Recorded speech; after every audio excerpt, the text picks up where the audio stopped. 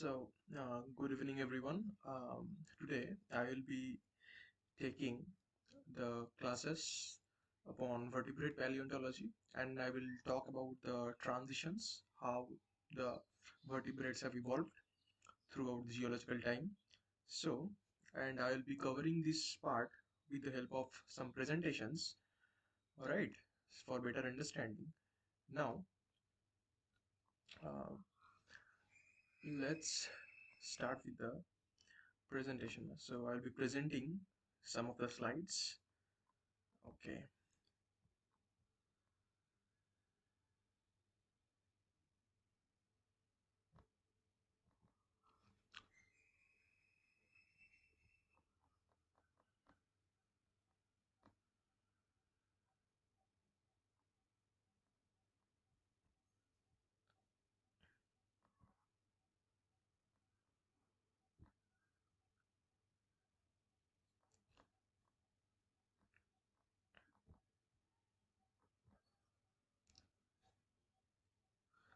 I hope my entire screen is visible, right? So I'll be starting with the presentation.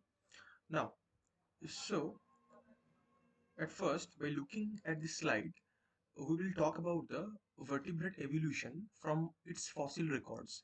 So as we can see, uh, I have just made a column. Uh, the first column tells about the kingdom, phylum, and subphylum, the classes. I have just made the order, and the kingdom is Animalia when you are talking about vertebrates, and the phylum is Chordata, and the subphylum is Vertebrata, right? And we will talk about several classes such as Agnatha, Placodermi, uh, Chondrichthyes, and Amphibia, Reptilia, Mammalia, and apes, right? So we will just talk in brief about the history of the vertebrates, right? So the history of the vertebrates spans more than 500 million years from their appearance. So they have first appeared in the Cambrian Sea to the present, rich and a diversified fauna, right? Now, during this time, some of the largest and the most complex animals which have evolved among them are the vertebrates, right? So these vertebrates occupy basically mainly marine, freshwater, and terrestrial and aerial environments, right? And they exhibit a vast array of lifestyles. Now, these vertebrates are proper chordates and they possesses notochord, right? They possesses pharyngeal slates and dorsal nervous systems. And in most of the cases, these vertebrate fossils they are found in the mineral inorganic components. They are retain their integrity so that their morphology, histology are little altered even after hundreds or million of years, right? So they are basically preserved as entire animal, disarticulated, and are scattered, sometimes as skeletal parts. They are sometimes preserved as casts, footprints, and even their trace fossils are also preserved, and even their coprolites are also preserved. Right now, sometimes in very rare cases, their soft tissues in the form of example skin impressions are also preserved. So basically, we are talking here about the fossilized records through which we can found these traces of vertebrates, right? So this fossil record is by no means complete or entirely coherent, but the early stages are poorly known and there are significant gaps still separate many major groups. So this is one of the vertebrate which I have shown. So there are different views of vertebrates. So one is the dorsal side, one is the ventral side, one is posterior and one is the anterior side, right? The posterior is the back side or the part through which they generally excrete, and the anterior part through which they generally feeds or they generally eats, right? So now there are several classifications of vertebrates, right? So when we are talking about the phylum Chordata, in this case there is a presence of dorsal nerve and notochord. Now, the subphylum is Vertebrata, where there is a presence of vertebral column, brain, and some sensory organs. Now, there are different types of fishes, right? So, the types are in the first group, we generally place the Agnatha, Placodermi, Chondrichthyes, and the Osteichthyes. And in the second group, the tetrapoda, where the animals with four limbs, so they are basically, they are not fishes, they are tetrapods. So they have classes like amphibia, reptilia, mammalia, and apes. Now, if we see the cladistic system of the classification, so we can see, so for the evolution of vertebrata, they have, the evolution started with the agnatha, the primitive fishes, then the Gnathostomata. After that, there is a subclass of Placodermi, chondrichthytes, osteichthytes, and again the Tetrapoda starts. And when the Tetrapoda basically initiates, the subclass we see is Amphibia, Mammalia, and from Mammalia, it has been evolved through Amniota, and then Chelonia, Sauropsida, and then came the Lepidosaurus. Then from that there is another sub branch of Diapsida, and if we see all the three branches, Diapsida, Sauropsida, and Amniota, they are connected, and they have just connected with the aves, right? Which is the last of all the vertebrates to be evolved. Now we will talk about the class Agnatha. So what is basically Agnathas are? Okay, we have to see. Now, the Agnatha is basically an organism. These are ostracoderms because of their excessive skeleton in the form of solid carapace or shell. They have a large bony plates and scales, right? Just fishes have scales and they have a bony outline structure, right? So these are basically ostracoderms, and these ostracoderms are very light and flexible. They have a flexible exoskeleton so that they can live or they can adapt in the open oceans, right? So others with, they have very heavy armor for their protection, and even their dorsoventrally flattened bodies, so that they can just move throughout the ocean and they can even explore the deeper parts of the ocean. That's why they have such kind of structures, right? So these agnathons, they have ranged from the middle Ordovician to the early Devonian. I mean, this is the time period within which they have flourished. But after that, they are no longer represented in the fossil record. Through living jawless fishes are still present today, right? Now, these agnathas are also known as the jawless fish, as I have used the term here, jawless, right? So, and this agnatha is an infraphylum of the jawless fish, we can say, in the phylum Chordata, right? So, and these fishes,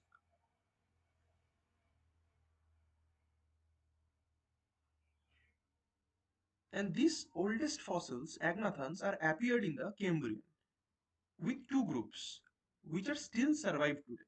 One is the lampreys and the hagfish, and which comprising about 120 species in total. Hagfishes are considered to be members of the subphylum, which are vertebrata, because they secondarily lost the vertebrae.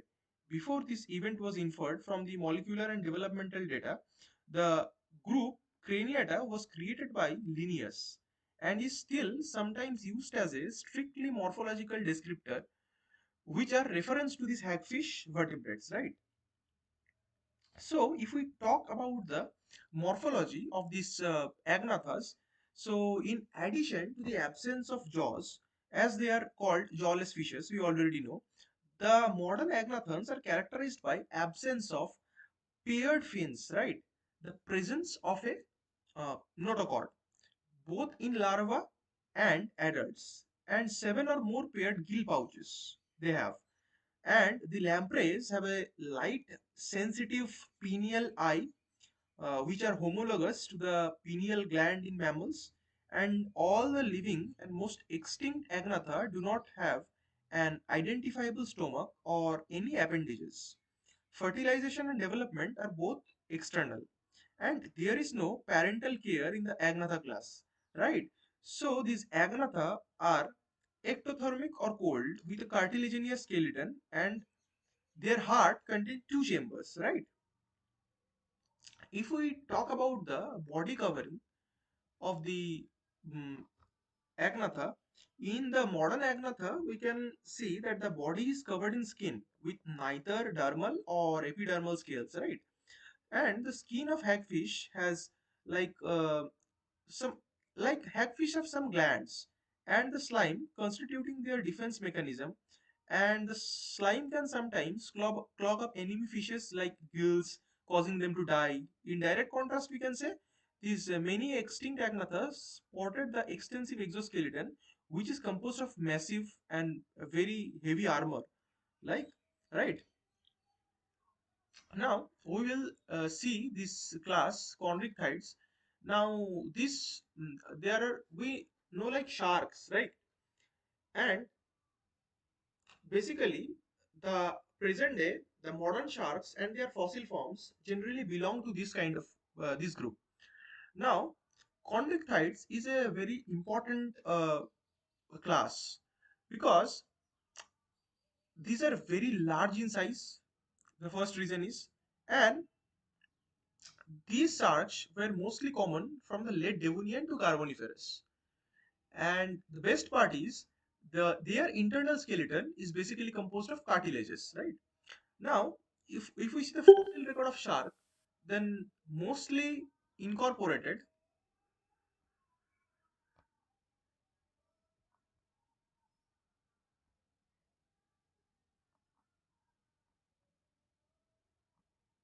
Okay.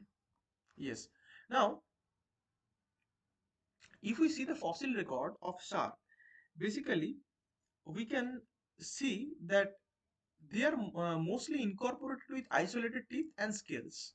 Now, if we talk about subclass, this class chondrichthyes, they have generally two subclass. One is elasmobranch and another is holocephaly, right?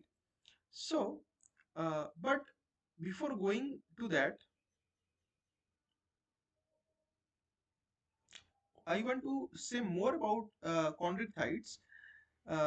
These, as I have talked about already, that they have one thing is their internal skeleton as there is composed of cartilages. Now, these chondrichthyes are generally they are aquatic with paired fins. They have paired fins, right? And they have also paired nares and placoid scales, right?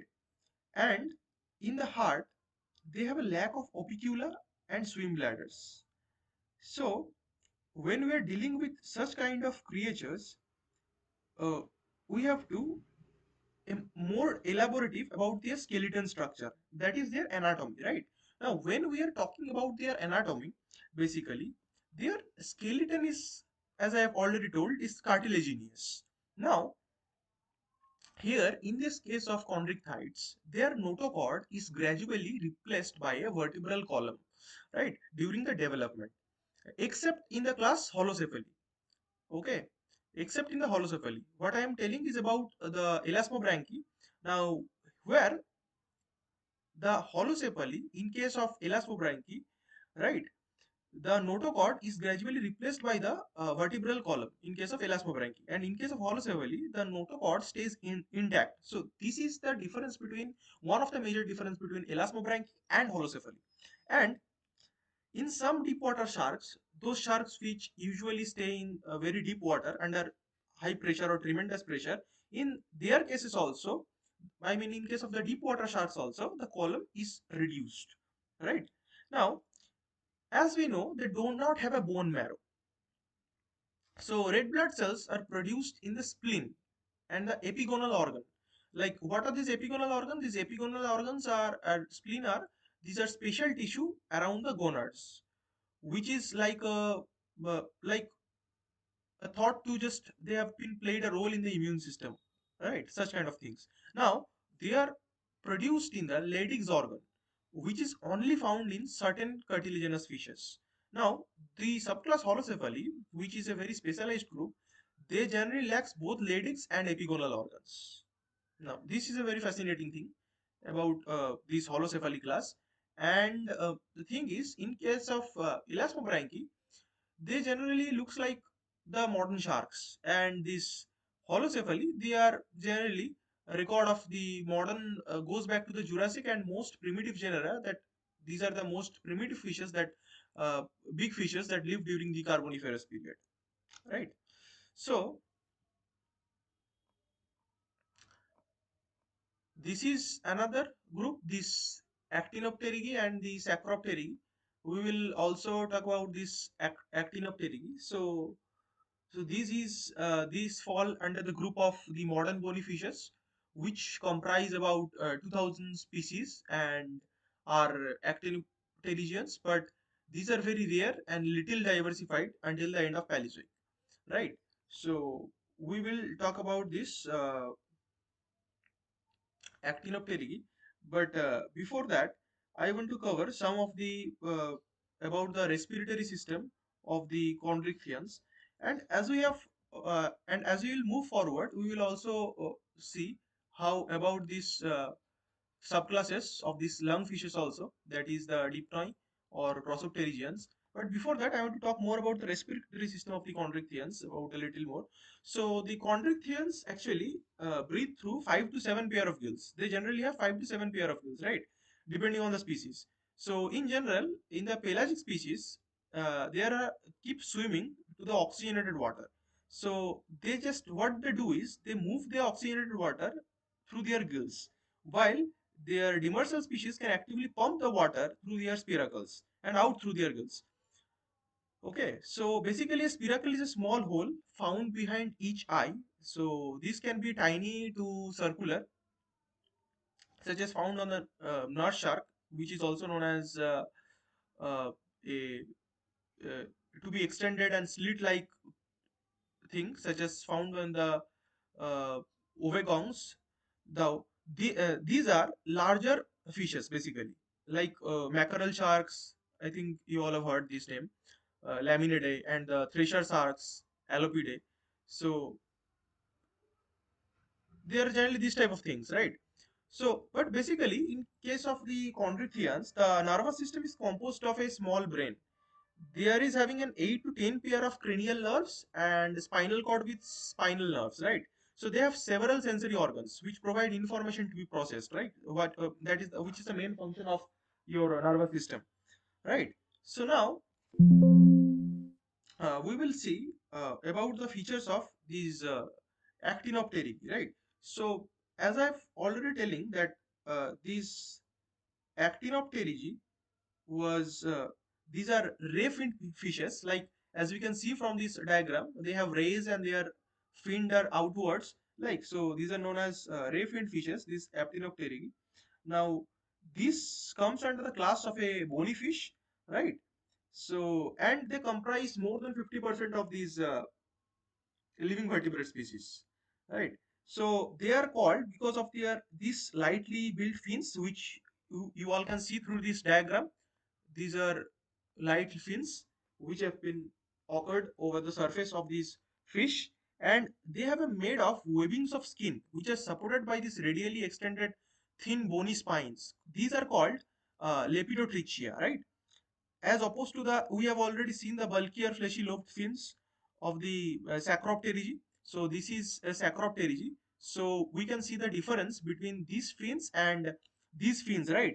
In case of Sacropterygi, which is a sister class, uh, their their fins are lobed fin. These are they have taken the shape of a lobe, right? These fins. But in this case, they are ray finned fishes with very thin fins, but they are type of ray finned, right? So, uh, in case of the as compared to the radially extended thin bony spines, and as opposed to the bulkier class, we can see that these they are resembling the folding fans. Like the actinopterygians fins can easily change shape and weighted area because they can provide superior thrust to weight ratio as per their movement as compared to the sacropterygians, right? Or any chondrichthyan fins. The fin rays attach directly to the proximal or basal skeleton element. As we can see, they are attached directly to the basal skeleton elements, the radials, which represents the articulation between these fins and the internal skeleton. Example, they are pectoral girdles or the pelvic, right? So these in these cases, in case of the ray finned fish or the actinopterygians, they vary in various sizes and shapes, right? And they have specialized feeding mechanisms. And For example, the tuna fish. I think you all have heard about the tuna fish, and I think you have also seen also. So this tuna fish have a streamlined pattern for or a straight line speed with a deeply forked tail. On the other hand, if we see a salmon or a swordfish, the swordfish is even faster and more streamlined than the tuna. And for case of salmon, they generate enough thrust with their tail fin to jump obstacle during river migrations. Okay, as salmon, we know that the salmon fishes easily migrate the rivers. And if we want to know more about these fishes, so uh, now let's move into the classification and their fossil record. So as you know that Actinopterygi is divided into the classes Cladistia and Actinoptery, and so they comprise of various subclasses like Chondrostei and Neopterygi. These in turn can be divided into further classes, right? But during the Mesozoic and Cenozoic, the telosts in particular, they have widely diversified. As a result, 96% of the living fish species are telosts and 40% of these species belong to the telost subgroup, that is the Acanthomorpha. Okay, and while all the other groups of actinopterygians represent the Dupopred lineages. Now, we can summarize this classification of the Rayfint, these both Actinopterygi and Sacropterygi, like they have various subclasses, dipnoi, lungfishes, and crossopterygians. So these lungfishes, they have actually showed rapid evolution in the Devonian. They had large jaw muscles. I have already wrote in this presentation, and they have suggested that in the Triassic they have three genera. In the later Mesozoic and Cenozoic, and they are also known as lungfishes as the first occurrence of primitive form of lungs in this group, right? So as a result, dipnoans could stay outside water for a prolonged period of time, right? And crossopterygians, in case of crossopterygians,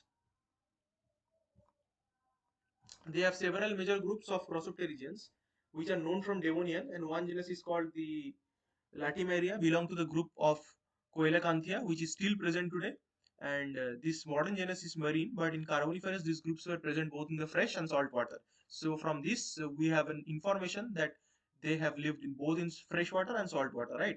And these fossil coelacanths are common in near shore marine deposits in the Cretaceous, but they disappeared from the fossil record in the Cenozoic. And the remaining crossopterygians are included in the suborder uh, Ripidista, which were common in the Devonian period, right? Now, these groups actually gave rise to the first land vertebrates, which is amphibia, these crossopterygians. So, the amphibia group has evolved from the fish group vertebrates known as crossopterygians, right? So, if we summarize this classification, so we can see that basically, if we just see the cladogram, so if we see that the main clades of the living actinopterygians and their evolutionary relationship to other extant group of fishes and the four-limbed vertebrates pteropods, basically they include mostly terrestrial species, but also they become secondarily aquatic, example whales and dolphins. And basically tetrapods actually evolved from a group of bony fish during the Devonian period. So this is what we can infer, right? But if we see their approximate divergence from different actinopterygian clades in these million years, are from they have actually evolved in a diversified range, right? So if we talk about the earliest fossil of the actinopterygians, we can see that if we it is dating if it's date back to 420 million years ago, like from the late Silurian period, from the remains of which have been found in the Russia, Sweden, and Estonia, right? Now we will move into the next presentation, that is the vertebrate evolution part 2, right?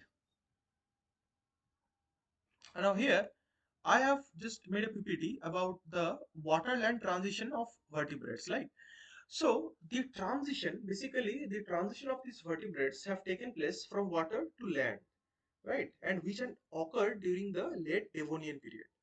Now there are various hypotheses. regarding this transition. And some of them, the these hypotheses are, the first one is that which we basically talk about is that all the aquatic bodies were teeming with the varied fishes, and which is resulting in intense competition among the members. This is the first one.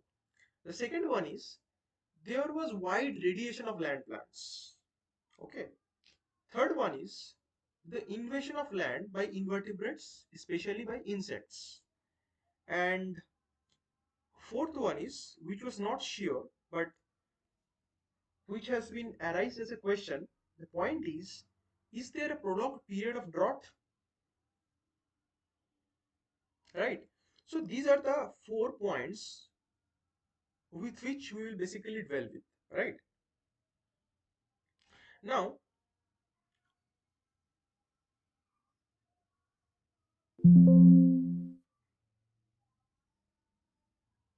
if we are talking about this transition, waterland transition, then we have to tell about a crucial evolutionary change in the vertebrates history.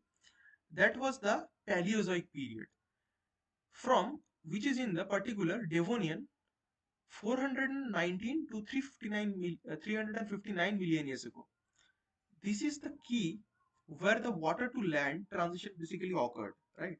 So before going into this in detail, I will put my laptop in a charging mode, because as you can see, uh, the battery is draining very quickly.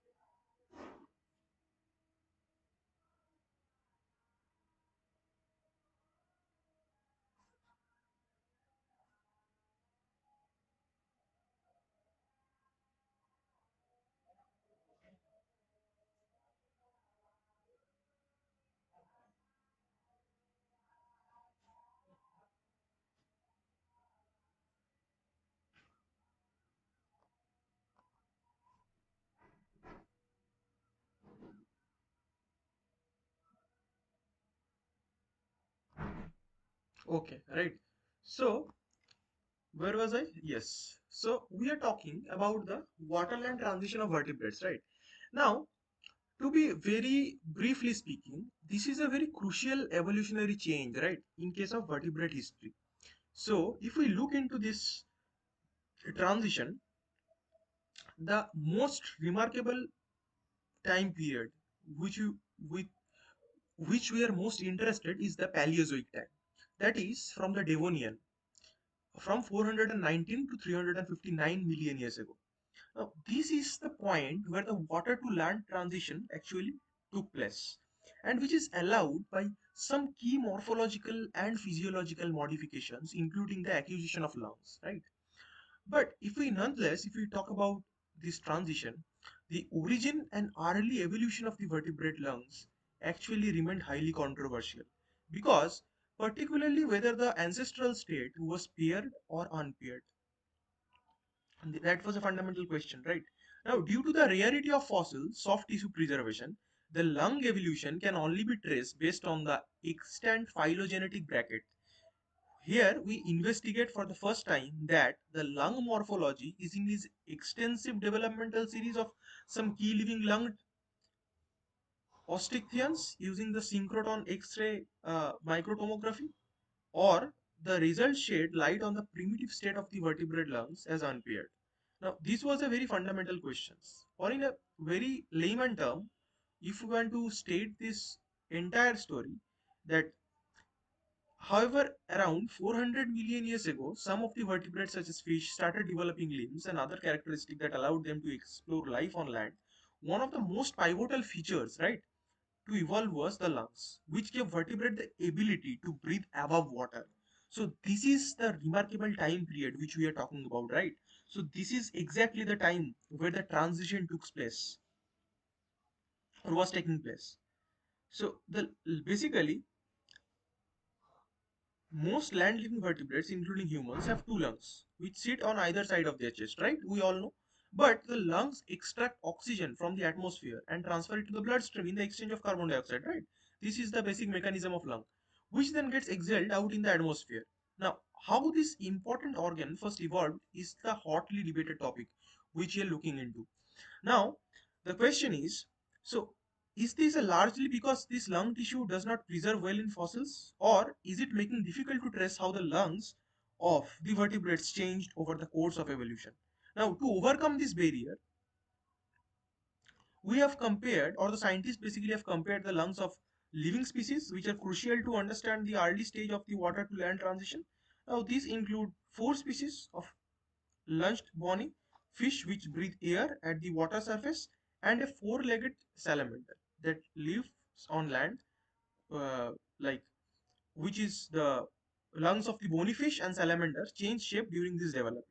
So there are several controversies which we will dwell around with, right? But we want to the main thing is we want to talk about this transition, and the first of the evolution of these land vertebrates actually resulted from the stepwise acquisition of feature that was completely within the duration of 25 millennia, right? Now there are several transitional forms appeared during this time, which are we can see uh, Tiktaalik, Ichthyostega, and Acanthostega. So right, so they have transition like this from this aquatic environment. So they have started from 395 billion years ago. They are evolving through this aquatic environment. We can see they have been transitioning, right? So then they are going through this transitional period, which comes around 340 million years ago. And this is where the transition was complete, and they have been moving into the terrestrial environment in near about 315 million years ago, right? So the changes, basically, what we have observed is there is a loss of gill arc, right? There is a loss of this midline fins, they have already lost. So if we see this transition from this to that, we will be observing also there are reduction of scales, and the main thing which has developed is the development of lungs, pelvic girdle, and limb bones, right? So the earliest land vertebrates which belong to the class amphibia, they comprise basically animals that could live on land but needed water for laying their eggs. This is also one of the things which we have observed,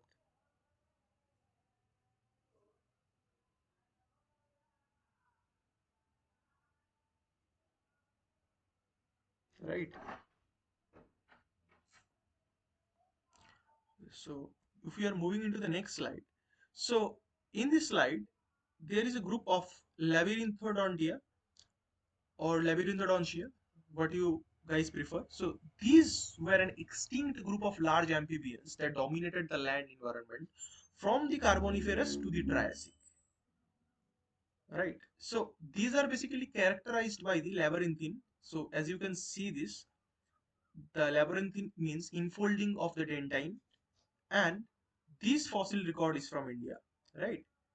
And there is another that is called the Lepospondyli, So these were relatively smaller in size, right? As you can see, as compared to this one is very smaller in size in comparison to the labyrinthodonts, and they are completely extinct groups, and they lack labyrinthine, which is the lacking of infolding of the dentine, right? And this is the Lysamphibia, and in the modern day we call these frogs, toads, and salamanders, right? So they first appeared in Jurassic, and they were relatively rare in the Mesozoic, but became a major group during the Cenozoic period. Now, if we delve deeper into the Lysamphibia, then we can see what are the changes that have been occurred, right? So this Lysamphibia is a group of tetrapods, as we can see, right? And that includes basically all modern amphibians. And basically, these Lysamphibians consist of three living groups: the Shalintia, the Chordata, and the Gymnophiona. And these Salientians and Chordatans are likely more closely related to each other than that of the Seychelles, right?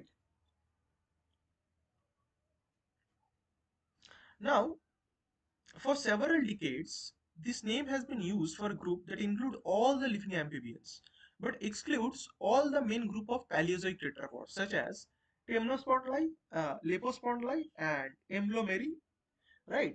So these are basically scientific names of the scientists that have concluded that all the primary groups of modern amphibians, such as frog, salamander, and uh, Seychelles, right?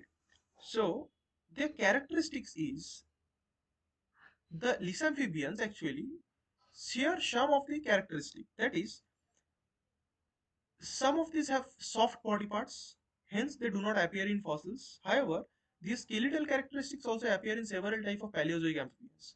So basically, they have a double or paired occipital condyles.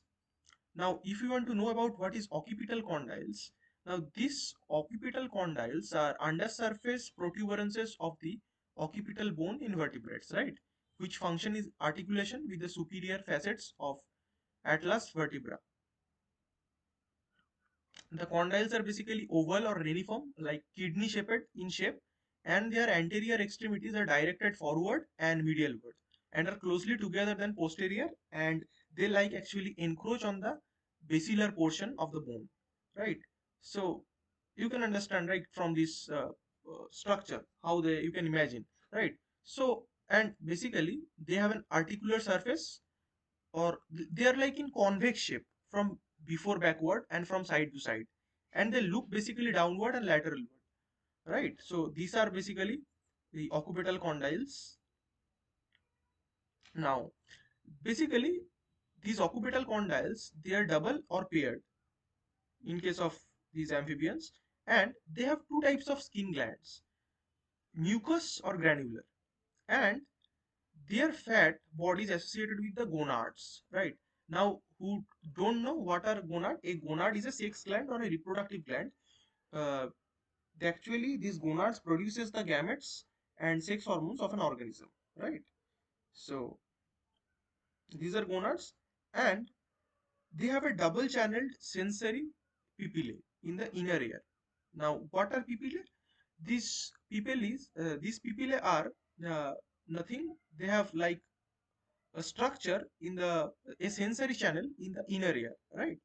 And they have green rods. Green rods means these are a special type of visual cell which are generally unknown in the Seychelles, and they have ribs that do not encircle their entire body, right? And they have an ability to elevate the eyes with the levator bulbi muscle, and they have a force pump respiratory mechanism, that is the primitive breathing system which is also found in the labyrinthodont amphibians, right? So these are the characteristics, and one of the most important characteristic is they are having a bicuspid teeth, that is two cusps of per tooth, also found in the juvenile disaurophoids, right? So these are the characteristics which we generally see in case of the amphibians.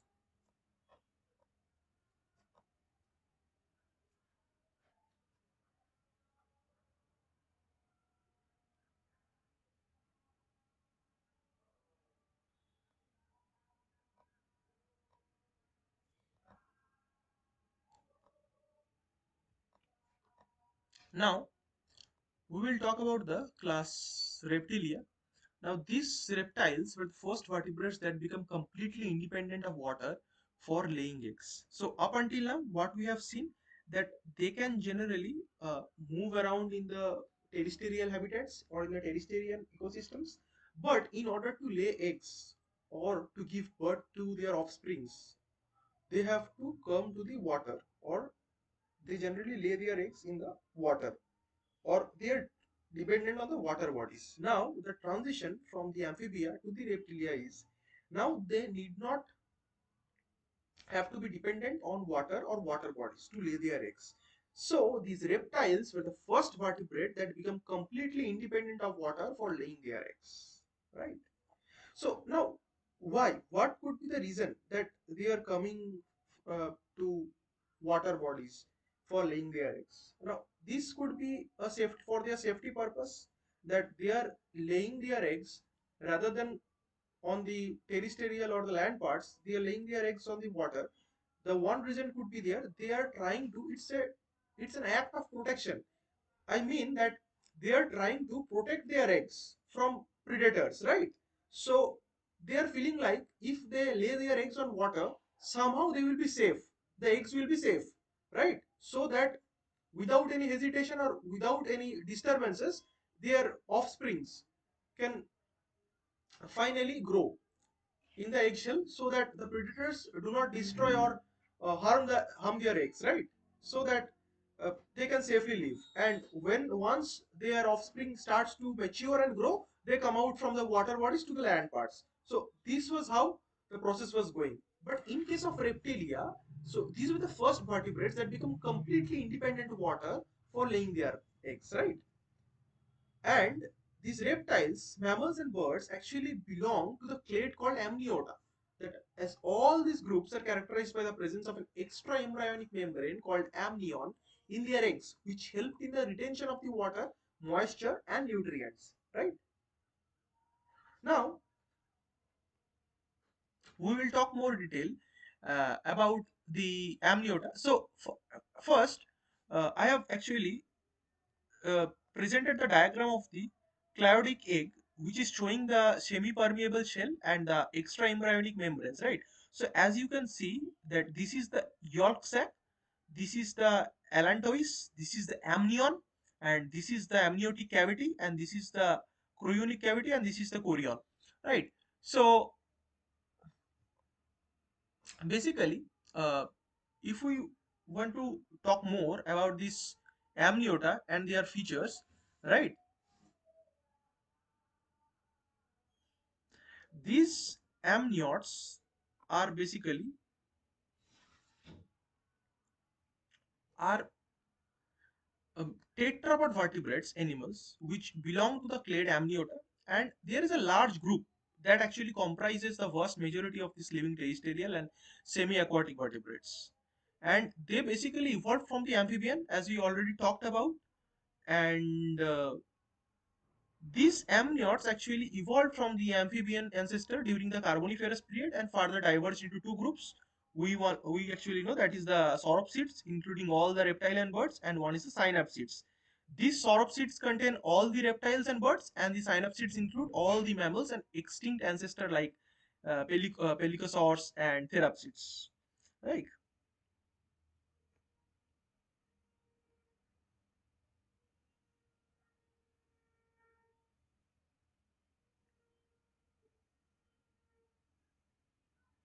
Now, if we talk about the first amniotes, the first amniotes actually referred to as the basal amniotes, which resembled small lizards and evolved from the semi-aquatic reptiliomorphs about 312 million years ago, right? And during the Carboniferous period, and after the Carboniferous rainforest collapse, the amniotes actually spread around the Earth's land and become the dominant land vertebrates. And they soon diverged into the synapsids and sauropsids, whose lineages both still persist today. And the oldest known fossil synapsid is the uh, Protocalypsis drops from about 312 million years ago. And the oldest known sauropsid are probably the Holonymus and Paleothyrus, right? So,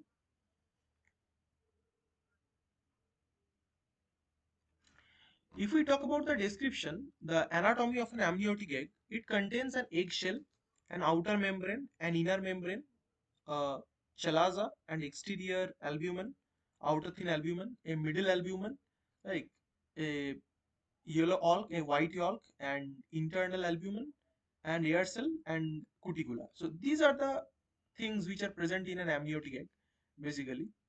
Now,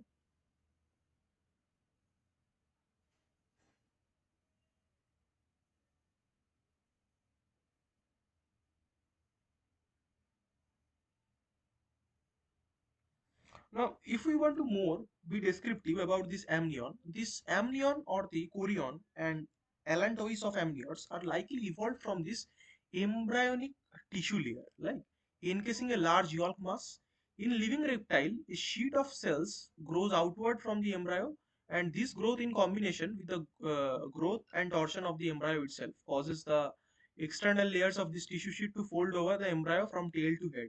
Now, when these folds meet above the embryo, they fuse. Now, the tissue sheet, which becomes a tough fluid-filled sac called the amniotic membrane, is made up of an outer chorion layer and an inner amnion layer. And the function of the amniotic membrane is largely protective, whereas the allantois serves as a collection area for waste materials and a site of gas exchange. And the allantois, this allantois,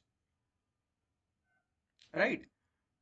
We can see this allantois here, and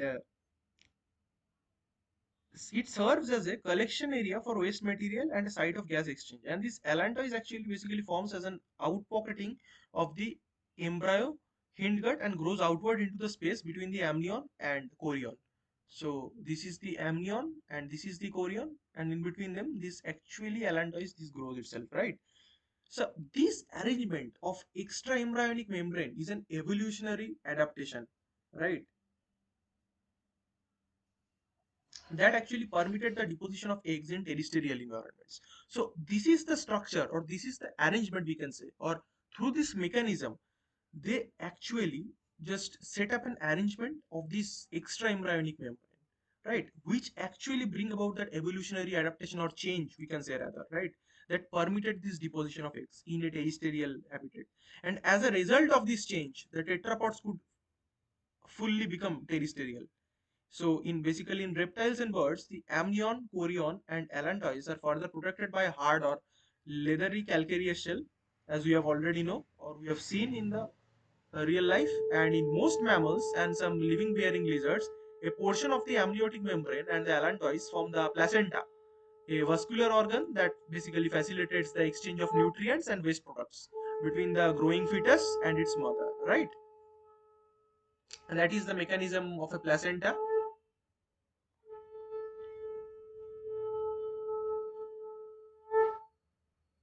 right? And these vertebrates that actually develop without the extra embryonic membrane are known as the amniotes.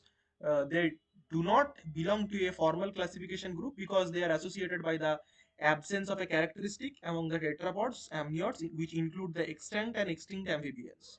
And there are basically two groups of extinct reptile-like animals, that is the Anthracoraus and the Batrachosaurus. Now, the earliest reptiles are called the Holonomus and the Paleotheres, which were recovered from the Carboniferous of Nova Scotia, Canada. Right, the first fossils were recovered from this place, and all these reptiles are higher vertebrates or mammals and such as birds, and are characterized by transverse flanks of the pterygoid form, which actually evolved the pterygoidus muscle, which is a second set of jaw closing muscle. This pterygoidus muscle is nothing but a set of jaw closing muscle along with the adductor muscle, the first set, and which helped in strengthening and closing of the jaws or snapping action of the jaws, right? So they can just easily howl. And this contrast with that of the amphibians, where pterygoidus muscle are not present. So this is the only difference between the amphibians. That in one case, the pterygoidus muscles are present so that they have a powerful jaw movement, and in the other case, the pterygoidus muscles were absent, right? So as we can see the diagram, so this is the adductor muscles and this is the pterygoidus muscle. So with the help of these two muscles, they can easily open and close. They can do opening and closing of the jaw, and and they can actually give a force to their jaw, right? Now, if we talk about the class Reptilia, which is subdivided into four subclasses, that is through Testudinata is often clubbed with the Anapsida. So one is the uh, Testudinata, Anapsida, Diapsida, and Synapsida. So the Testudinata, so this group actually include many fossil forms, and which include the present day turtles and tortoises, right? So this group is characterized by basically a opening developed on the posterior or backside of the skull through which the jaw muscle extend, and they can actually take their food, and the appearance is like of breaking place of a teeth, and this testudinata may be subdivided into two groups further based on the way the head is actually retracted inside and the shell during danger. So basically this shell actually protect them in times of danger. So whenever dangers or whenever they feels like it's a threat, they actually contract themselves into their shells to avoid danger, so that, and the hard shells actually protect their soft parts from danger. So this is how it actually works, right? Now uh, it can be during danger they have two types of movement. One is the cryptodiars, that is one is a vertical movement of the neck, and one is the pleurodire, the horizontal movement of the neck, right? So as I have shown there, so this is the mechanism how they does it. And the second is anapsida, right? So as mentioned earlier, the anapsida is a mm, subclass within the reptilia, which is characterized by absence of any kind of temporal opening, and the most primitive anapsids are known from the early Permian, after which they diversified in the later part of the Permian, and are known from Africa, Russia, India, China, and North America, right? So these are anapsida. So as we can see, this is an anapsid, and so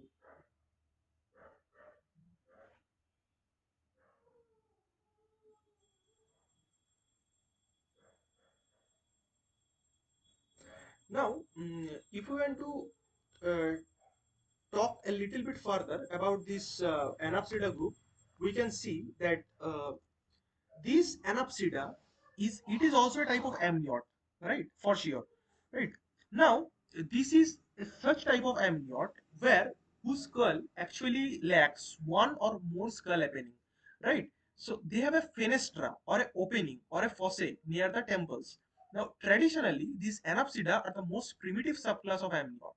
Now, they basically ancestrally stock from which the synapsida and diapsida evolved, making anapsids a paraphyletic one.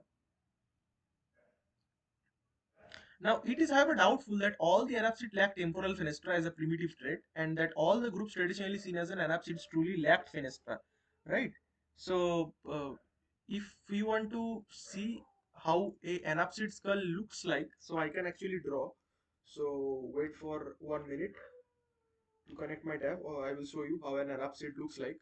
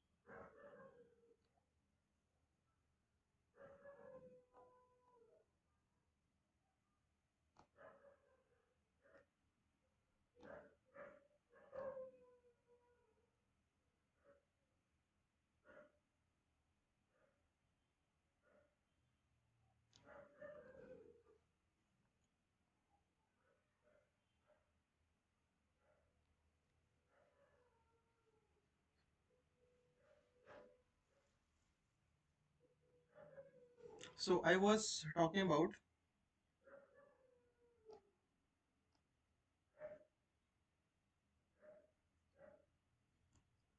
anapsida, right? So this is how an anapsid skull looks like. So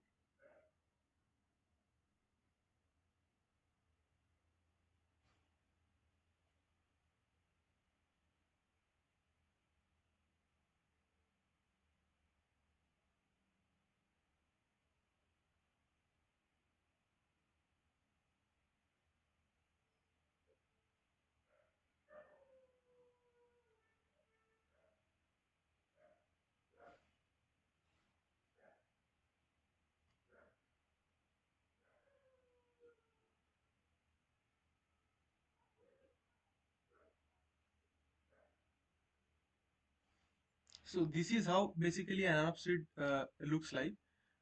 So these were of, if traditionally spoken, these anapsid reptiles were traditional spoken as they were a monophyletic group, and it has been suggested that these several groups actually of reptiles that had anapsid skulls might be only distant related. Right now, what is a monophyletic group? Now, in biological cladistics of the classification of the organism, this monophyletic group is the condition of a taxonomic group, right? A grouping being a clade, that is a grouping of taxa which meets the criteria like this grouping contains its own most recent common ancestor, or I will draw in case of cladistic or a phylogenetic tree what it actually looks like.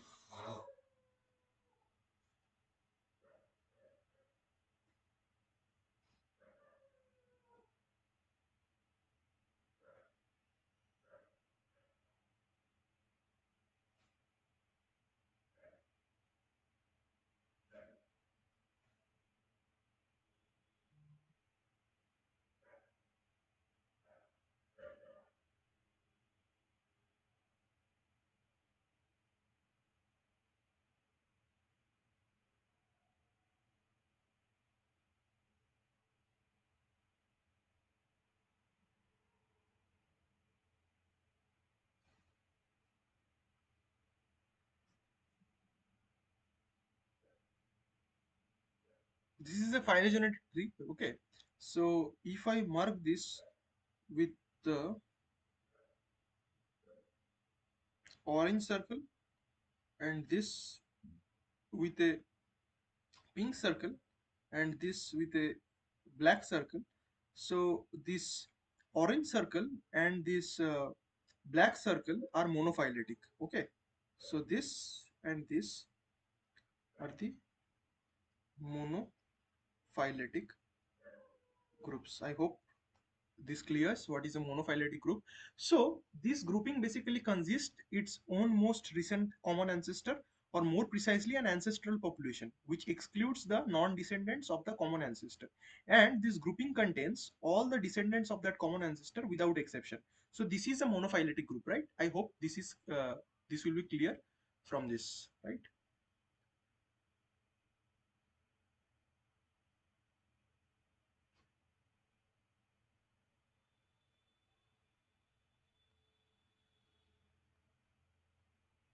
Now again, we will move to the this part about the Periosaurs, right? So these are known from the middle to late Permian of Africa and Western Europe, Russia and China. And these were large animals which are up to 3 meter in length and skulls, and they have short and laterally expanded, right? And these Periosaurs were the first group of vertebrates to adapt to the herbivorous diet, right? So this is the most important point which you guys can remember. And there is an assignment which you guys can do, but before that, so so here is the diagram basically. So another group of anapsids which actually require special mentions are the mesosaurus.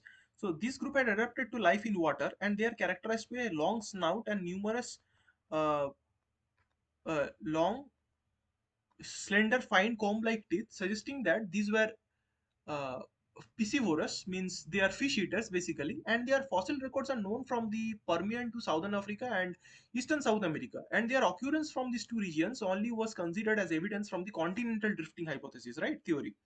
So their occurrence is very much important in that case, and which are adjacent but widely separated areas suggested that in the geological past, the two continents formed part of the subcontinent called Pangaea.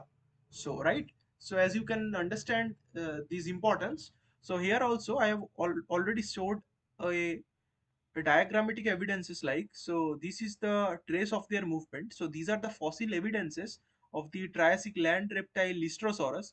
So the Lystrosaurus fossils we can found it in India, Antarctica, and in parts of Africa. So we can, if we just join them, their trend looks like this. So this is how they are connected. So from this evidence also we can say that these continents were once connected in the long past. And these are the fossil remains of Cyanogothus, a Triassic land reptile which is approximately 3 meter long. So they have connected from South America and to Africa. So this is the assemblage of fossils which you can dwell and found. And this is the fossil remains of the freshwater reptile Mesosaurus. And this is the fossil of the fern Glossopteris, which is found in all of the southern continent, shows that they were once joined, right? So this is the trace which is recognized in this green color, right? Now we'll move to our next PPT, that is this vertebrate paleontology, this one. So this is the part which I've already covered. Now we will talk about the subclass Diapsida. Now, the Diapsida actually is characterized by the presence of two temporal openings on either side of the skull. Now, as this is a very important thing, so I would like to draw this one for you, guys. This Diapsida.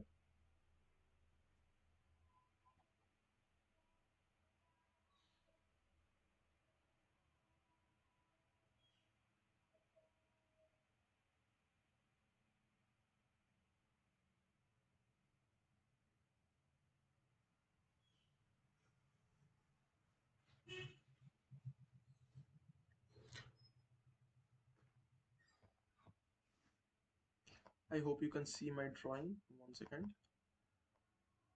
Yes. So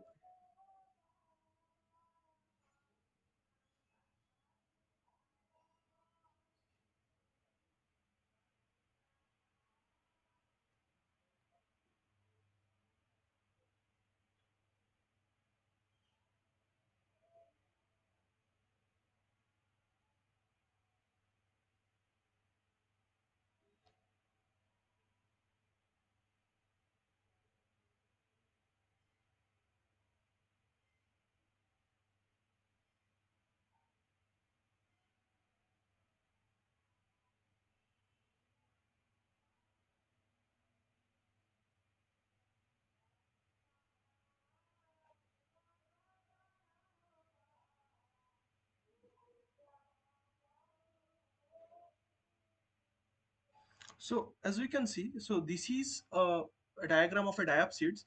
So there are basically two arches, right? Are a clade of sauropsid which are distinguished from more primitive Eureptiles by the presence of two holes, now known as a temporal fenestra in each side of their skull. Now the group first appeared about 300 million years ago, right? We have to remember this one. Now going back into the presentation. So these, as you can see, there are presence of two temporal openings on either side of the skull, right? So this earliest known diapsid reptile is a Pterolacosaurus from the late Carboniferous of USA. Now this diapsida incorporates various types of living and fossil reptiles which include the dinosaurs, right? Now these diapsida actually include the dinosaurs, and in cladistics the diapsida is a monophyletic clade that includes the living forms such as snakes, lizards, crocodiles and birds.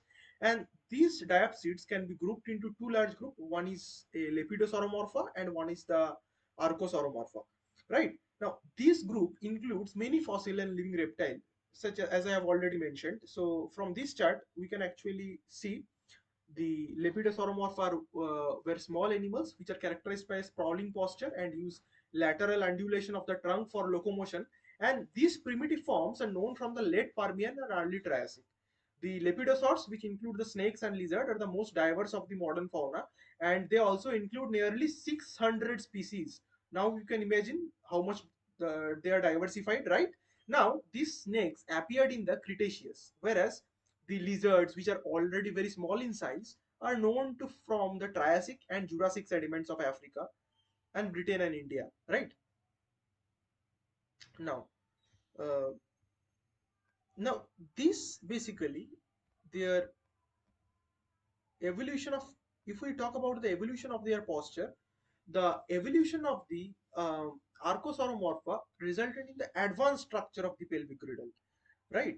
And the hind limb bones and that helped in the appearance of the semi-erect, they are erect, they have an erect posture, right? Like we see in many dinosaur, their upper portion is like in an erect posture from the sprawling posture. So they have a transition from the sprawling posture to an erect posture. That is, in case of Lepidosauromorphia we have seen a sprawling posture, right? But in case of dinosaur, we generally, the basic idea which comes to our mind is the erect posture, right?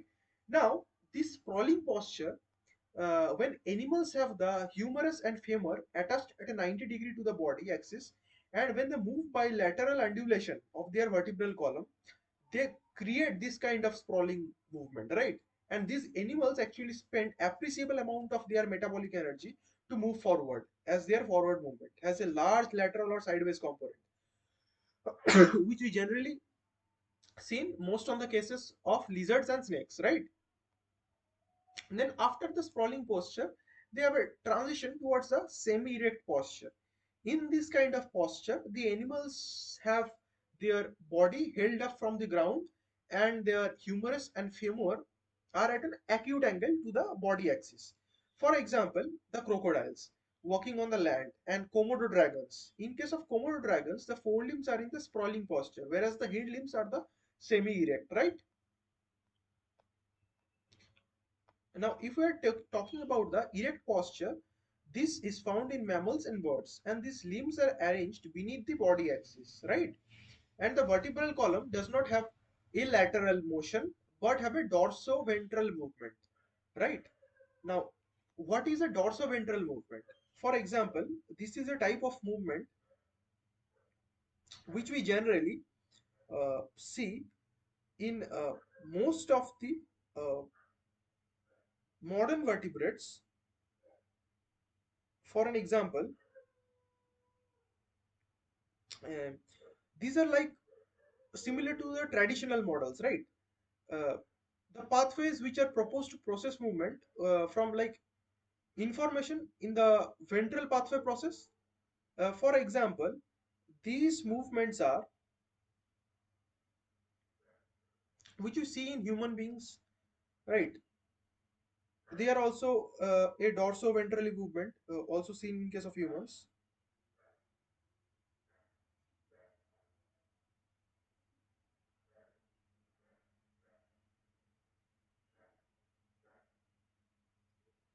For example, in horses, lion, among the reptiles, such erect posture is known, also known in case of the dinosaurs also.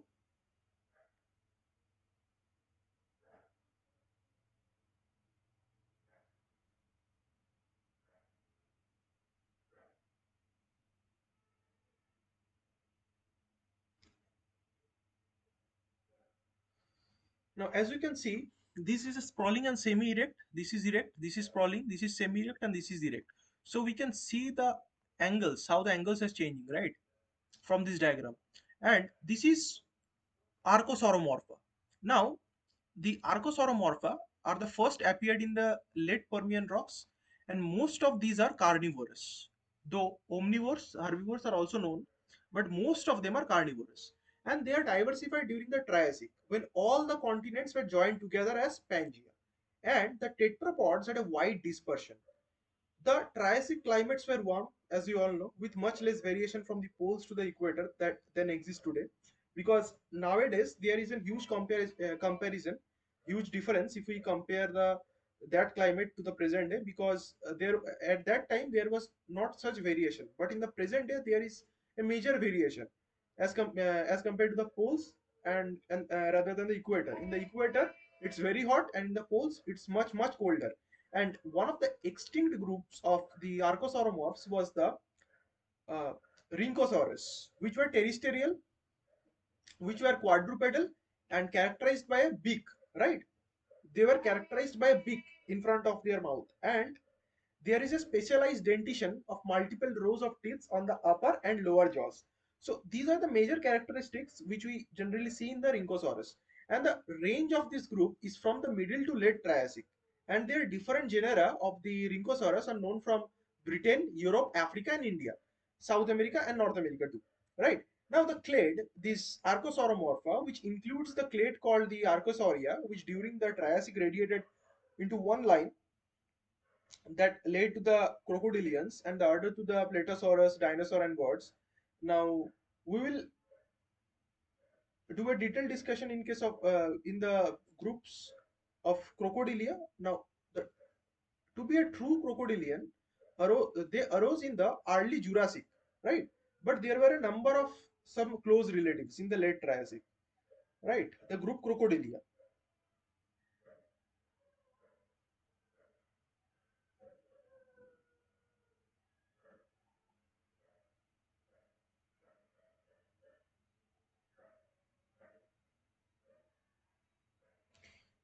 Now, these crocodilia, they first actually appeared, we can say about near about 94 million years ago, in the late Cretaceous, and they are the very closest relative of birds, right? These crocodilia. These crocodilians are found mainly in the lowlands in the tropics, but as of speaking, the alligator, they live in the southeastern parts, right? The main distinguishing characteristics of these are, in case of the Archosauria, which is known as the crone group containing the most recent common ancestor of crocodilian and birds, actually are all its descendants, we already know. But these Pseudoschia, the false crocodiles, and the Avemataralischia, which in turn comprises the dinosaur, which including birds and pterosaurs, these Pseudoschia is defined as living crocodiles and are all Archosaurus, and they are more closely related to crocodilian than to birds. And the Pseudoschia bird split is assumed to have occurred close to the Permian Triassic mass extinction event. Right?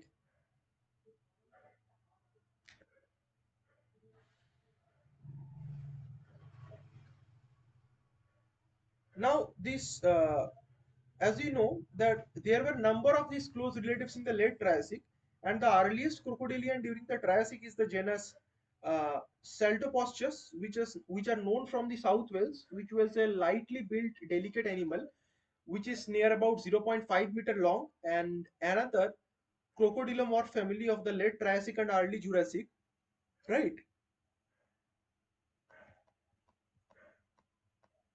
is the Phoeniscidae, which were rather more crocodile-like in appearance, and these Sphenoschuses from the lower Jurassic of South America.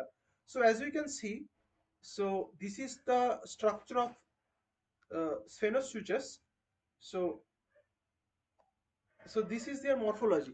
So they have a quadrate, a squamosal, and a quadrijugal, right? So this distance is 50 millimeter. This is the scale which we have used, and now we will study about the pterosaurs. Now, as we all know, as the transition has already begun, so from this crocodile family, the transition that majorly related, or the successor,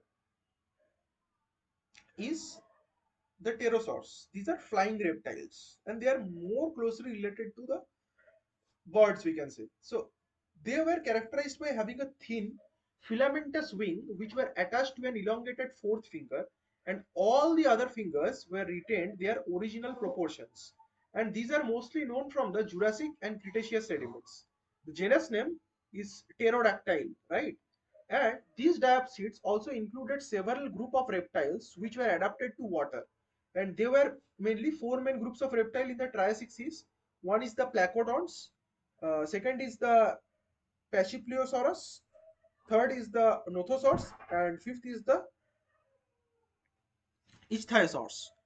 And we will now study about the Placodons. These placodons were most abundant in mid-Triassic of Central Europe to Mediterranean areas and southern China, and they disappeared during the late Triassic, right? And the genus Placodus looks like a heavily built land animal, but its remains are found in the shallow marine beds. One second, let me check the recording is. Yes, the recording is on. And the genus Placodus looks like a heavily built land animal, but its remains are found in shallow marine beds. Right now, the we will study, and there are another group called the Pachypleosaurs. These are elongate animal with small heads, right, and long necks and tails and paddle-like limbs. They are best known from the Middle Triassic to Central Europe, where animals such as Pachypleosaurs have been found abundantly in marine sediments, and these were clearly aquatic in adaptation, using wide sweeps of their deep tails to produce swimming thrust. The forelimbs may also have been used to some extent for thrust and steering, and the hind limbs were probably held along the sides of the body, and most of the time in order to reduce the drag, right, the drag force. This is how their body structure was.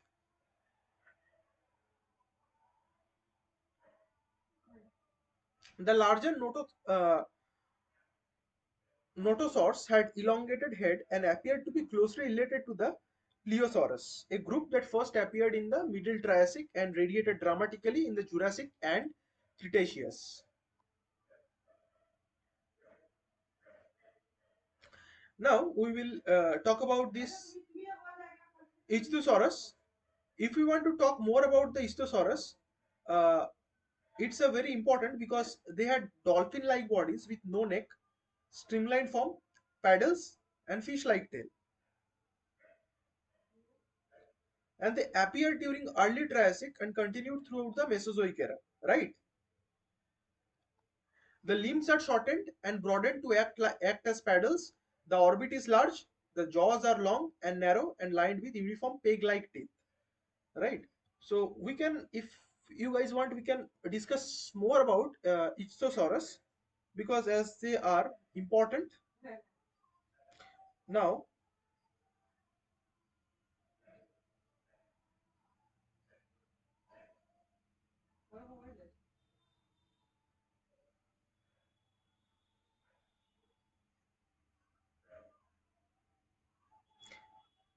this Ichthyosaurus is an order of, they are actually very large extinct marine reptiles, right? And they are also uh, a term which is used for wider clades than the order resides in, right? This Ichthyosaurus. And these actually Ichthyosaurus, they actually thrived during much of the Mesozoic era based on their fossil evidence. What we get to know about from their fossil evidence is that they have thrived during much of the Mesozoic era, right? And they first appeared around 250 million years ago. And at least one species survived until about 90 million years ago into the late Cretaceous. And during the early Triassic epoch, Ichthyosaurus and other Ichthyosauromorphs are evolved from a group of unidentified land reptiles that returned to the sea in a development similar to how the mammalian land-dwelling ancestor and modern-day dolphins and whales returned to the sea millions of years later. So we can understand the transition, right?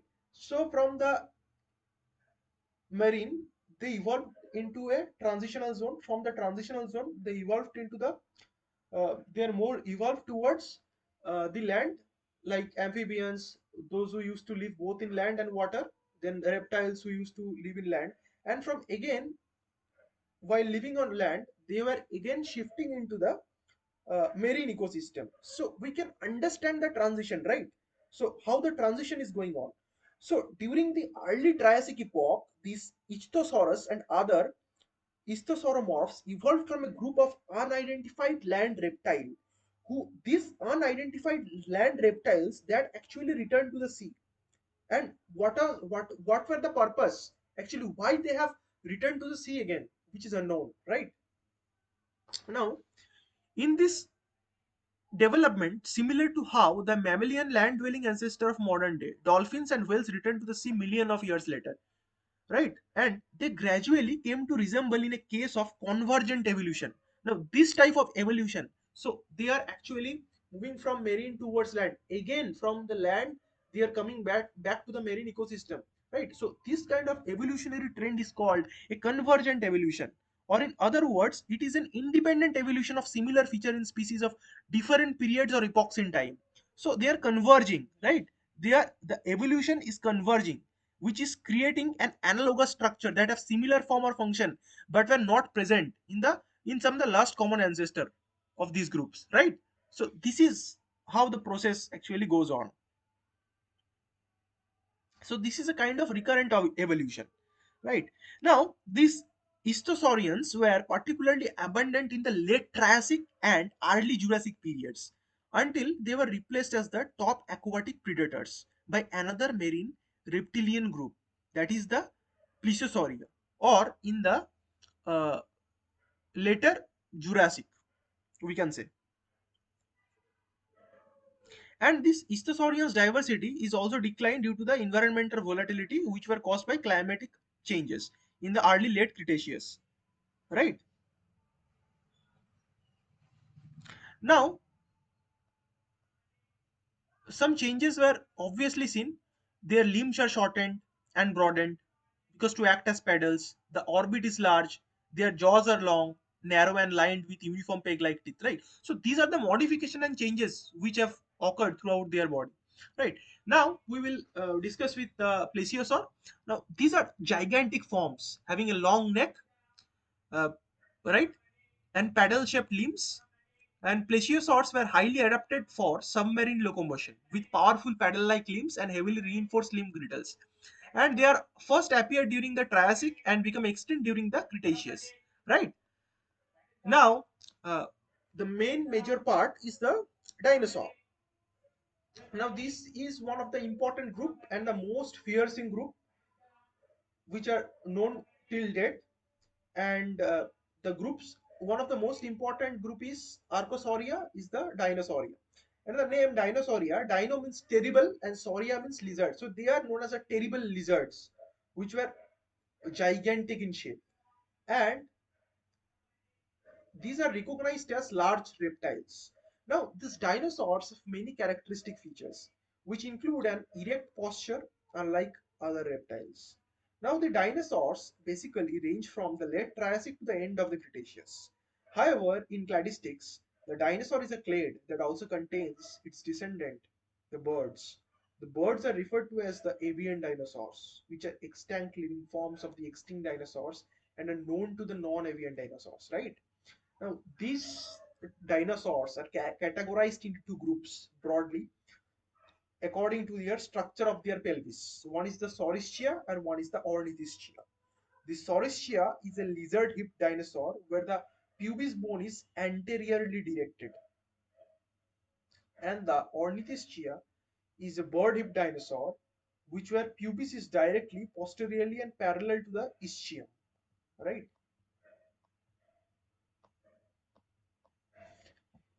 So this is Saurischia and this is Ornithischia. So these are the shapes of their pelvic girdle. So if we want to further subdivide Saurischia, we can further subdivide it into two parts. One is Theropoda and one is the Sauropodomorpha.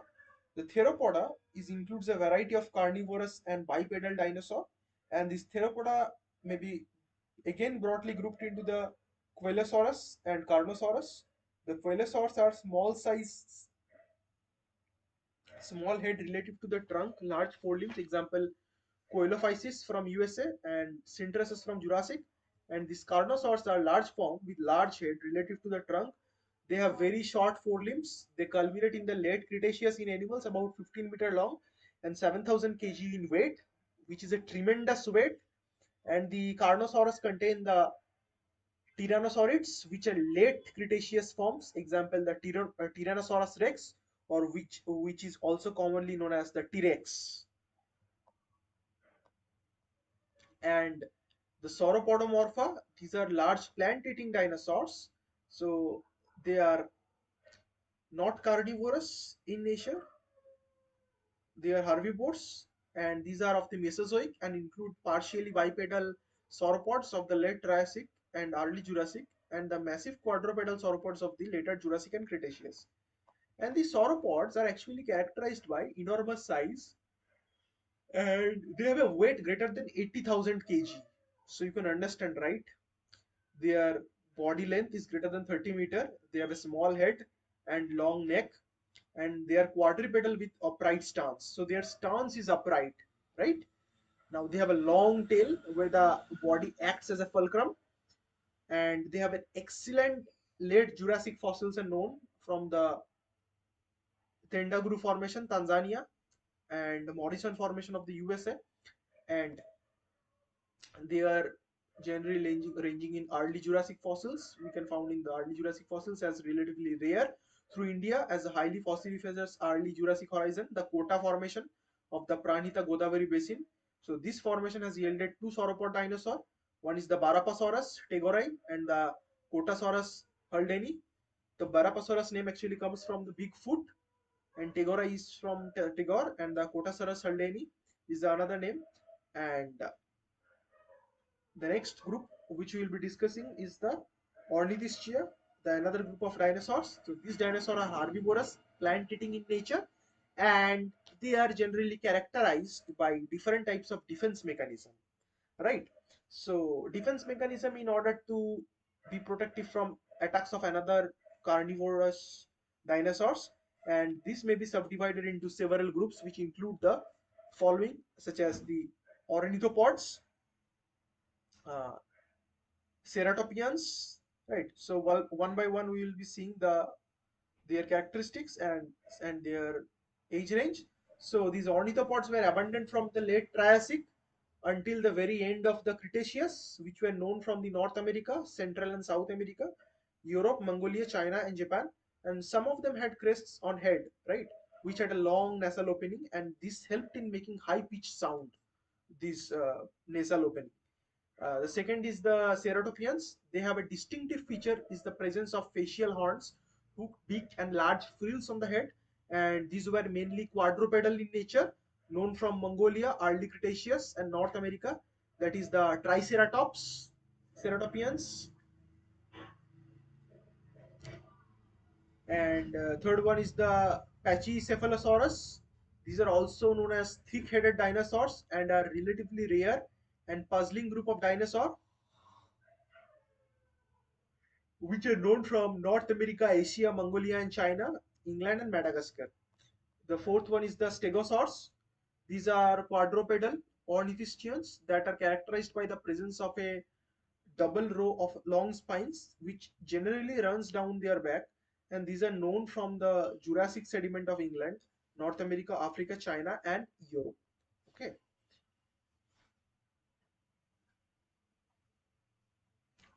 The fifth one is Ankylosaurus. These are broad armored heads and bony armor plating with tails having heavy club, right? Ankylosaurus.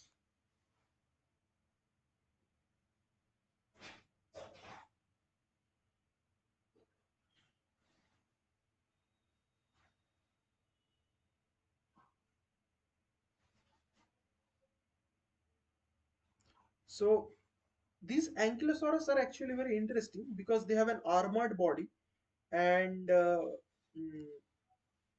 they have been estimated to be about between 6 to 8 meters, that is making about 20 to 26 feet long, and they have weighted between 4.8 to 8 metric tons, such a weight, right? And it was quadrupedal in nature with a broad, robust body. It had a wide, low skull and two horns, right? As we can infer from their skeletons or their recovered fossils. And and and these two horns below this, they have a pointed backward and down, and unlike other ankylosaurus, their nostril face is sideways rather than towards the front, and the front part of the jaws was covered in beak with rows of small lift shaped teeth. Further behind it, it was covered in armor plates or osteoderms with bony half rings covering the neck, and they had a large club on the end of its tail bones in the skull, and other parts of the body were fused, increasing their strength. And this feature is the source of genus name, right? And this Ankylosaurus is a member of the family Ankylosauridae, and his closest relatives appear to be the uh, Anodontosaurus and Euplocephalus. And this Ankylosaurus is thought to have been a slow-moving animal, able to make quick movements with necessary, and its broad muzzle actually indicates it was a non-selective browser. And the sinuses and nasal chambers in the snout may have been for heat and water balance, or may have played a role in vocalization. And the tail club is thought to have been used in defense against predators or in intraspecific combat, right? So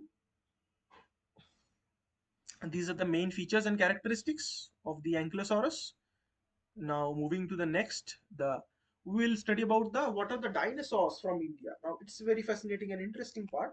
Now the Saurischia theropods. So there are dinosaurs like Coelosaurus, right?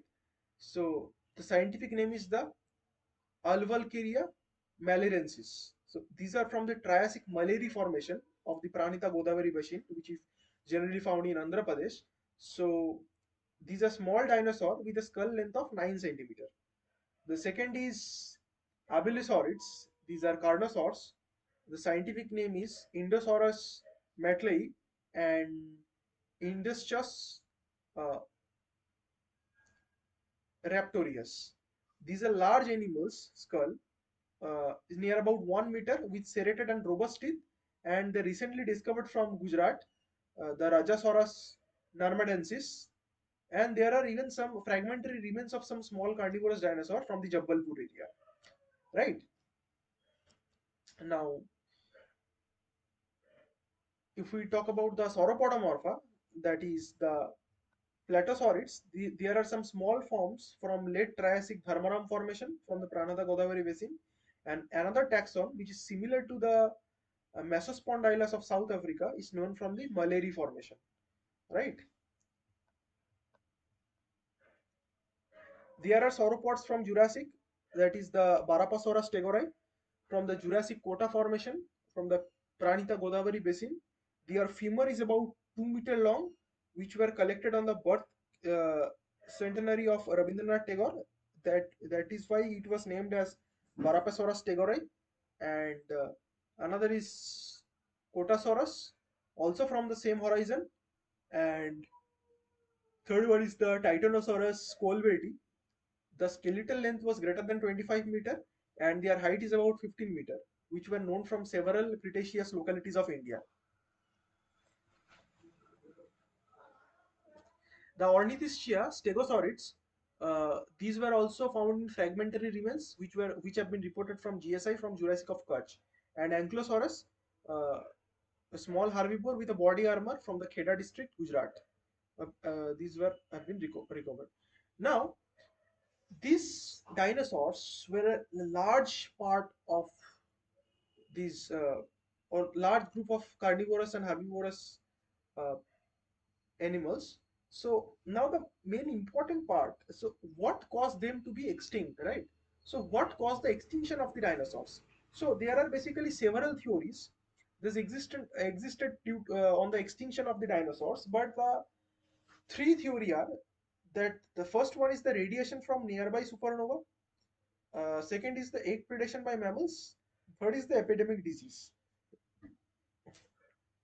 Now, currently, combination of the two hypotheses are gaining much more highlights, and which include the Cretaceous Tertiary extinction theory.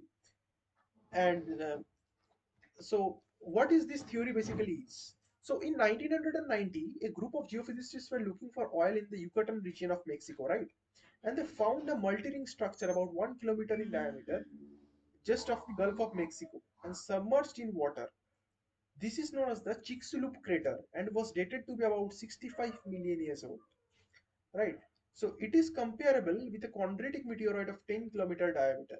And it is hypothesized that a 10-kilometer meteorite struck Earth at a velocity of about 1 lakh kilometer per hour about 65 million years back that resulted in destroying everything within a radius of between 400 to 500 kilometers. Large fires and extensive shock waves that traveled long distances, enormous tidal waves, and chain reaction of earthquakes and volcanic activities occurred, and which caused a cloud of debris that in turn caused months of darkness and decrease in temperature impact winter, followed by release of large amount of carbon dioxide caused by global fires and increase in temperature, greenhouse effect. And such effects resulted in destruction of the vegetation, death of large herbivores, death of large carnivores, dinosaurs and other animals, and only small active scavengers such as the birds and mammals with the ability to find food from a wide range of sources would have survived, right? Now, these evidences for these meteorite impacts are as follows. The study of rocks at the Katy boundary in the Gubbio, Italy showed a thin band of clay layer that have a number of characteristic features. This included an unusually high amount of iridium, or also known as the iridium anomaly. So this level of iridium was about 30 times the normal level. Two possible sources from the outer space meteorite impact, and second source may be the Earth's core by massive volcanic eruption. So these are the two possible sources which can cause such level of iridium anomaly. Second is the spherules of glass, which can be caused by melting. Third is the physically altered quartz with shock lamellae, which can be caused by extremely high temperature and pressure. Fourth is soot or ash content that could have resulted from large global fires, right? The second theory is the volcano greenhouse theory. 65 million years ago, coinciding with the Katy extinction, volcanism of the Deccan Trap lavas erupted onto the Earth's surface. It flooded over a million square miles of India and surrounding areas with layers upon layers of basaltic lava flow that is still about 1.5 miles thick in some places of western India. In the late Cretaceous, India was an isolated landmass drifting northward towards its collision, right, as you all know, with Asia. While India was east of the Madagascar and just south of the equator, it drifted over the head of a mantle plume or hotspot volcanism on Reunion Island, some 700 kilometers east of Madagascar, which is still active. And it is suggested by workers that through the Son Narmada Rift, basaltic lava erupted as Deccan Trap.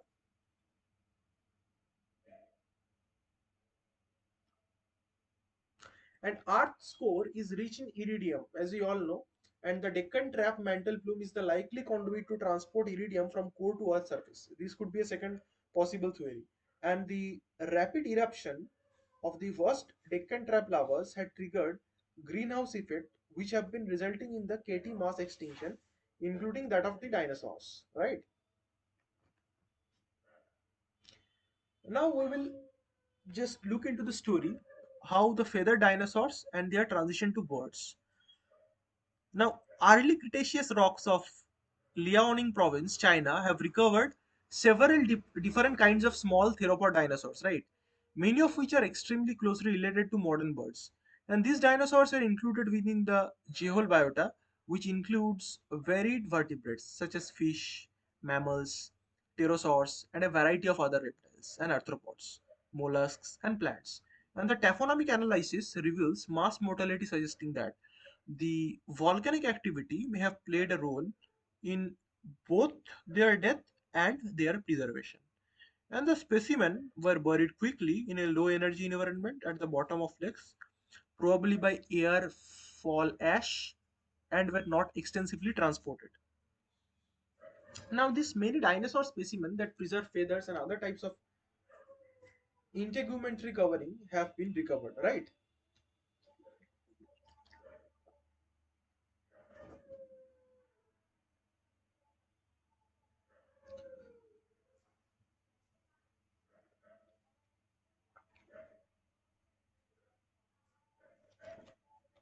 The fossils show a basically progression of integumentary types from simple fiber to feathers, and the phylogenetic analysis shows that this feathered dinosaur belong to the theropod dinosaur within the Coelosaurus, which show the presence of feathers or protofeathers. So this is how they look like.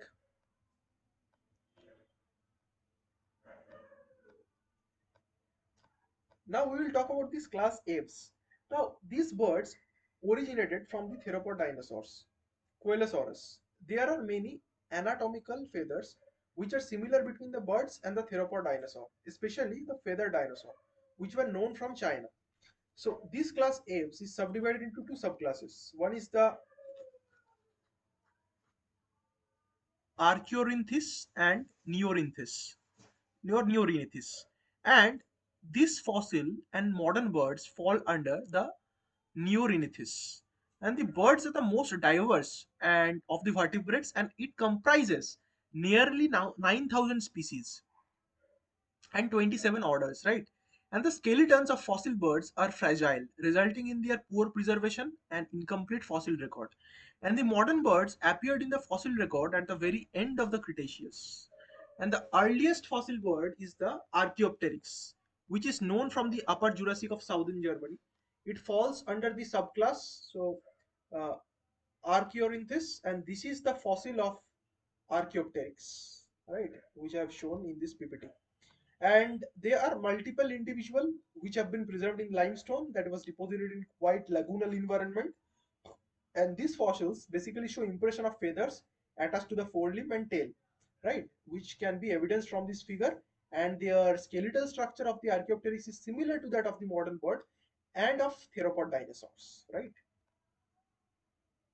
So this was all about a brief summary all about apes.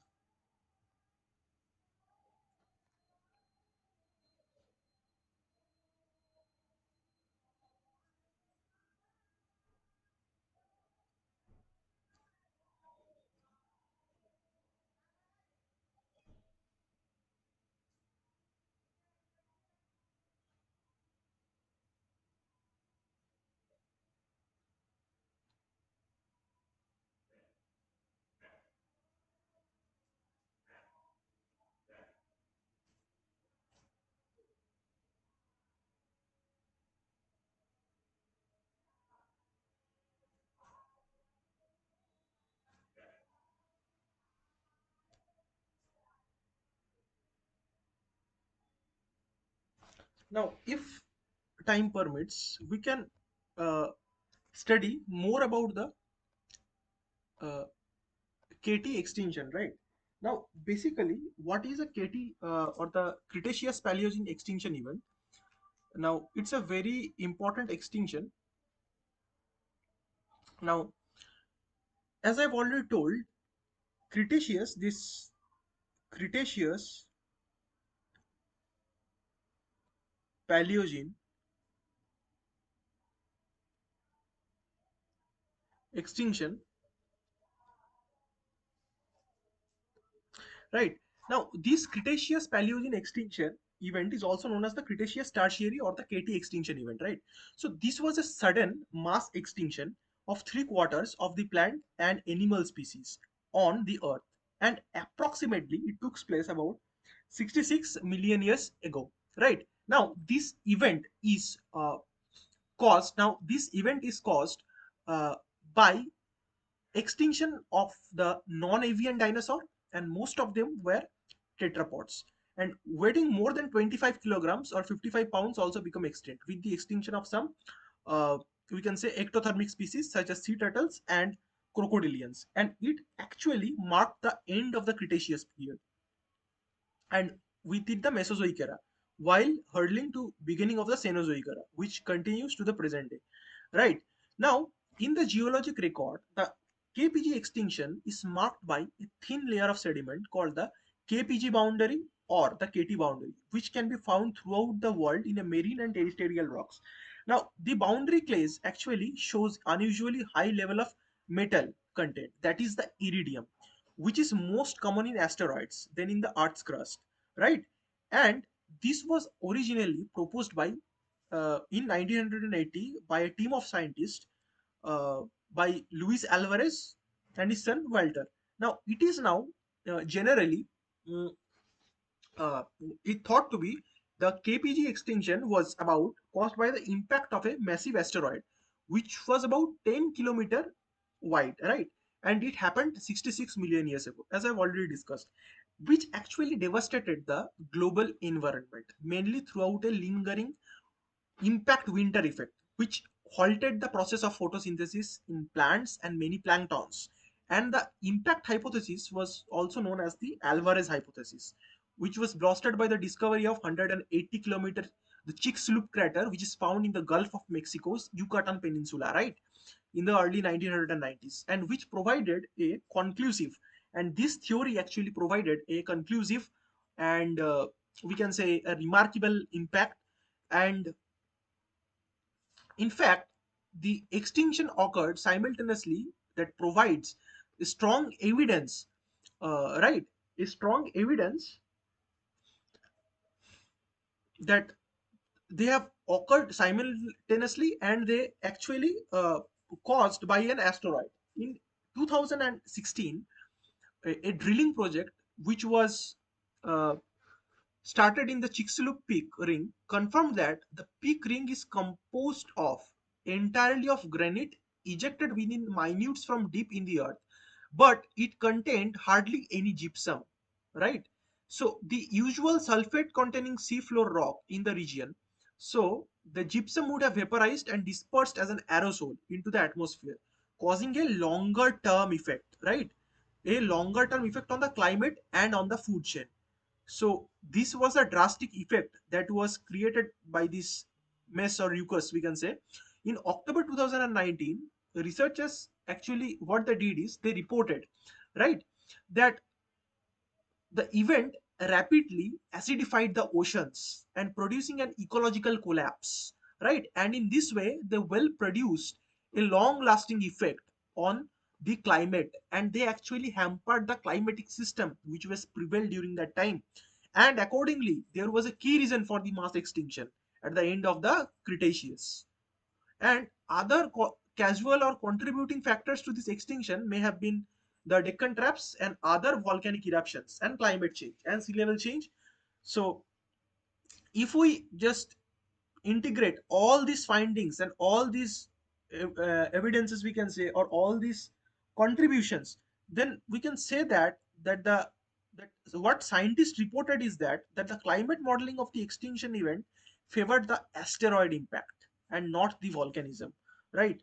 Now a wide range of terrestrial species perished in this KPG, the Cretaceous uh, tertiary extinction, and the best known being the non-avian dinosaurs, along with many mammals, birds, and lizards and insects, and even plants, and all the pterosaurs. Now, in the ocean, the KPG extinction is killed off plesiosaurs and mosasaurus and devastated the teleost fishes, right? Teleost fishes, and even sharks, mollusks, and especially the amniotes, which become extinct. So, right? So, amnio, sorry, not amniotes, the ammonites. So, the ammonite, we actually get ammonites fossils, right? So, the main reason for the extinction of the ammonites is the KPG extinction, right? And many species of plankton have also perished in this extinction event, and it is estimated that 75% or more of all species on the earth was vanished during this extinction, right? However, the extinction was also provided evolutionary opportunities, so we can however say, and in its awake the many group of underwent remarkable adaptive radiation which were sudden and prolific, right? Divergence to new forms and species within the disrupted and uh, in the emptified ecological niches, right? Now, so there is an actually an extinction pattern. So because if we see the extinctions, that Odo-Silurian, late Devonian, uh, then uh, the most famous extinction is the uh, PT extinction, Triassic Jurassic extinction, KPG extinction. So so the main reason for my saying is that, so during these extinction events, so if we see that mainly that the diversified species have actually extincted, we can say the plants or uh, flora and fauna, they all have perished during these extinction or the major extinction events, right? So among all these major five extinctions, the KPG extinction event was a severe already a severe, after the Parmo-Triassic, this KPG was the most severe extinction event, right? So it was so severe that it actually brought about a global rapid extinction, a selective eliminating of a vast number of species. So based on the marine fossils, if we want to look what is their exact estimation, So it has been estimated about that 75% or more of all species were made extinct during this event, right? So so from this scale we can actually think about how destructive it was. So it was a catastrophic event, right? So this is the main reason for the extinction of the dinosaurs basically. So I think we can end the class today right here with the with these topics now. Thank you.